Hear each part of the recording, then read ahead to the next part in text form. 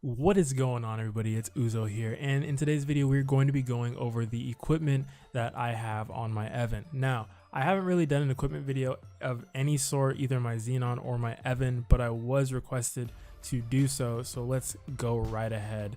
So to start off, a lot of the equips we have are legendary. Sorry, Henry, you're gonna get blocked out in this one. A lot of them are legendary, and that was due to the most recent miracle time. Now we're just gonna go kind of left to right, or left to right, top down, to kind of just go over all the equips, maybe a little bit of detail as to stats, things that I want to do to them, or where I want them to be in the upcoming near future. Now let's just start up at the top left. Now you see that I do have a Hog Totem, and this is one from the Philo books. I did purchase this one because it is tradable, so if I ever do switch characters, I can use this as mule gear since it is a level 30 totem, or I can transfer it to the new character that I do want. And below it, we do have one of the Shanghai Totems, which I did farm. They last about a month. They're pretty good. Mostly if you get all three, then you're gonna have a better set effect, which gives you plus 15 attack on top of the 20 all stat, 10 weapon attack for each totem. But they are a bit of a bear to farm, so just keep in mind you want to do that during a 2-time session, preferably with a drop coupon or a drop familiar. And I don't have a third totem at the moment, but I am thinking about getting one soon. Now up at the top left, we have the reinforced ring. Now you'll see that a lot of the gear is 15 starred. This is kind of the semi end point where there's not a whole lot else to do except for cubing, so I figured I might as well 15 star a lot of the gear. Now here we do have a perfected reinforced ring, 15 starred as I said earlier. It is 15% int with a 3% all stat neb on there. The reason why I put all stat nebs on things like Golix items, mainly because these items can be used on different classes. So if someone did want to recube this for another class or repurpose it, should I sell it, or even if I wanted to put it on a different character, I could recube it and the all stat neb wouldn't make it so it's bound to one type of class, like if I put an int neb on there or a strength neb. And let's go ahead and move on down. We have the superior Golix ring, which was really lucky of me to actually cube. This one has an all stat neb on there, but I feel like this might be 4% int worthy because it is a 21% ring. But again, since it is a Golix item which can be used on any class, I chose to go with an all stat neb to make it more versatile. Now the Unleashed ring, this is kind of an unorthodox ring that I chose. Mainly I got it because it was so cheap. It is also 21%. This one, however, I did put an int percent neb on there because this ring is not tradable at all. This ring is stuck on my character for good. I chose to kind of forego the cracked ring and use this instead, but you know, this is going to stay with my character, so the int neb kind of makes more sense. Moving on down, again, we have the solid ring, which isn't quite done yet. Only +1 scrolled and only 12% int. No stars on it at all, but again, this is kind of a work in progress. And then we move down a little bit more and we have the pink holy cup, which is the pocket item from Pink Bean, 5 all stat, 5 attack, you know, 50 HP MP, you know, usual stuff. And keep on moving down, we have the Crusader Codex, which we do have the Crusader Codex, which gives you 30% PDR in all skill levels +1. This is the Leaf-Free Codex. So if you do want to finish that up, you will need to do Dragon Rider PQ.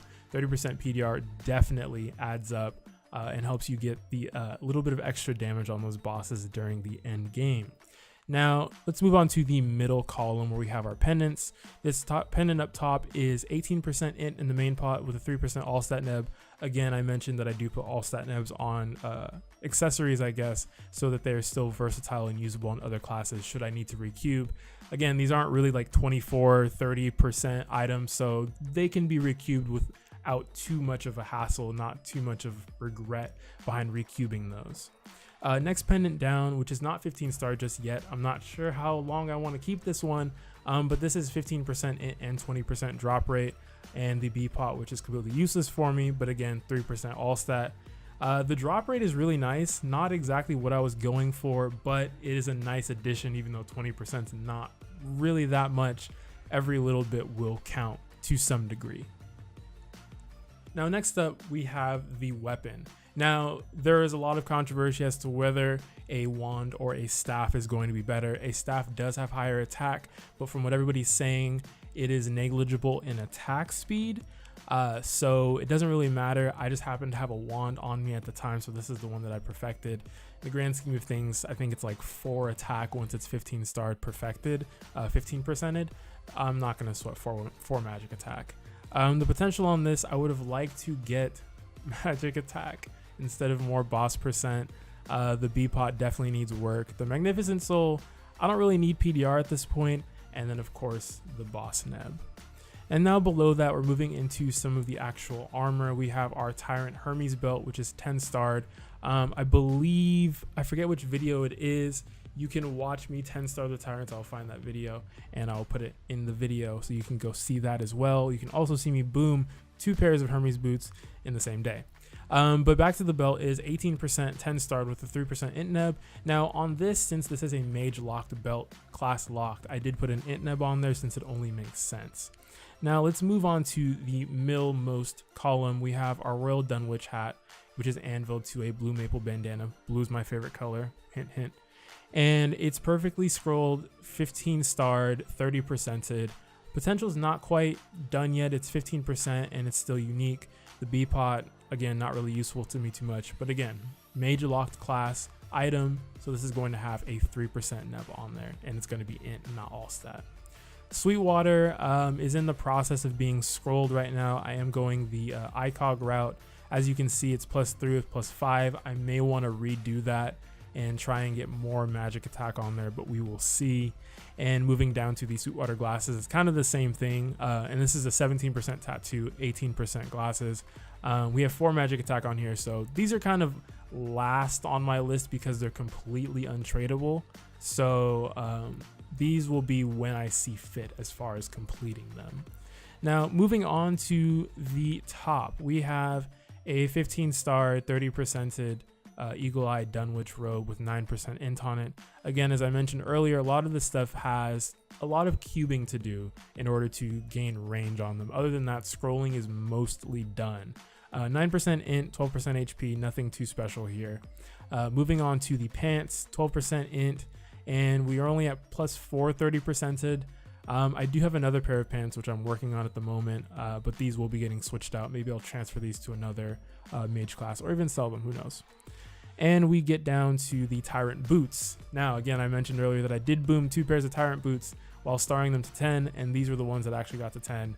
These are 18% int in the main pot, 10 int in the bonus pot, and a 3% int neb at the bottom. Again, mage only, int makes sense. Any other neb, all stat would give you a slightly more stat, but it's nothing that I would really, lose sleep over.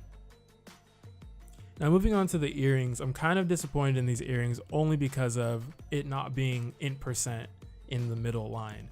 These are perfected, 15% tradable. If you do have int earrings similar to this and you want to trade them, hit me up in Windia. But these are essentially, that's what, 18, 24, 27% luck, Superior Gollix earrings. So yeah, I most definitely want to trade these. I don't want to recube them because it is such a good potential. Moving on to the Meister Shoulder, we have a 15 starred shoulder, 14 weapon attack, 16 magic attack, 12% int main pot, no B pot, and a 3% int neb. This item was kind of the exception to the recubing rule as far as the nebulite on it. I could have put an all stat neb on there, but usually with Meister Shoulders, I'd rather just make a new one. So there's that as well. Shouts out to Meow Marie shoulder plug. Next up, we have our Tyrant Hermes gloves, which are only 9 stars. I'm using AEs to get, or no booms to get to that 10th star. I don't want to risk it. And these are 18% int with a decent sharp eyes neb on them. Again, nothing too special here. And we will move on to, I'll talk about the Android last. We will move on to the Emblem. So this is the new emblem for Evans, and it is currently 70% PDR with 9% int in the main pot and 3% magic attack in the B pot, and then a 4% int neb on here. Again, this item is completely untradeable, so a 4% int neb on an item that will stay with me forever that I don't believe I can actually boom ever makes sense. It's mage locked, int neb, that's all she wrote. Next up, we have the Ghost Ship Exorcist badge sitting at a comfortable 12 stars, no more. Don't try and star your badge class 12 unless you have the biggest balls known to man. This is 21% int and it has a 4% int neb on there as well. The CSOG/ICOGing wasn't my favorite. It ended up with more weapon attack than magic attack, but this is something I wouldn't mind innoing and restarting over to get some more stat on there. The badge that I'm currently using is the Future Warrior badge from Masteria Through Time. Nothing special. I believe that the Gold Tiger Red Dragon badge is slightly better in terms of attack. Don't quote me on that. I don't know the exact stats, but they're very similar in terms of bonus stat and attack. Moving on to the shield, I do use a shield and not the Evan secondary, only because if I do want to switch to another mage class, I can bring this shield along with me unless I'm a Kinesis or a Luminous in that case. But this shield is 70% boss in the main pot. Scrolling's not really done yet. I haven't really figured out if I'm okay with a 12 magic attack, and 25% boss neb, and the B pot is just kind of there at this point, and that will need to be fixed in the future. Moving on to the Tyrant Hermes Cloak, 10 starred, 21% int. This was also done in that same video, which I will try to link. It's slipping my mind right now. And the bonus pot is not exactly where I want it to be either, but bonus pot is going to be mostly last on things except for maybe weapon, secondary, and emblem. And now we get to the android. There's a little bit of controversy as far as which android you should choose, whether you want to do a Battleroid with an Outlaw heart, or you want to do Titanium heart, or even one of the new hearts that have come out, the Fairyroid, Mageroid, all of those hearts or whatnot. I went with a Futuroid heart. Now, the reason why I did this is because I'm prone to switching classes a lot.